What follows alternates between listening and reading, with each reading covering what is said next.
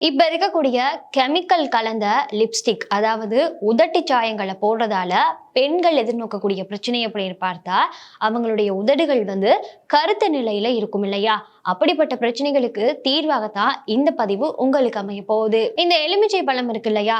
இதுக்கு இயற்கையாகவே ஒரு ப்ளீச்சிங் கொடுக்குற ஒரு சக்தி தான் இருக்குது. ஏன் அப்படின்னா, இந்த எலுமிச்சை பழத்துல நம்ம உதடுகளை சுத்தம் செய்யறதால உங்களுடைய வாயினுடைய கருமை இல்லாம போறதாக சொல்றாங்க.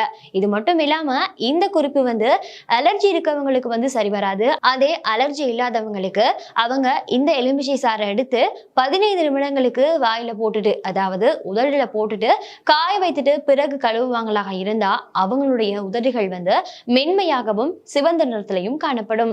உங்களுடைய உதடுகள்ல இருக்கக்கூடிய கருமை நிறத்தை போக்குறதுக்கு மற்றும் ஒரு ஐடியாவும் இருக்குது. என்ன அப்படின்னு பார்த்தா, சர்க்கரை கொஞ்சம் எடுத்துக்கோங்க. சர்க்கரையோட ஒலிவ் எண்ணெய் சரி, இல்லாட்டி தேன் கொஞ்சம் கலந்து ஸ்க்ரப் பண்ணிக்கோங்க. அதுக்கு பிறகு அதை உங்களுடைய லிப்ல போட்டுட்டு கொஞ்சம் மெதுவா மசாஜ் செய்யறதன் மூலமாக உங்களுடைய உதடுகள்ல இருக்கக்கூடிய கருமை நிறம் போய் இருந்த செல்கள் எல்லாமே இல்லாம போயிட்டு மென்மையான முறையிலையும் சிவப்பான முறையிலையும் உங்களுடைய உதடுகளை பெற்றுக்கொள்ளலாம்.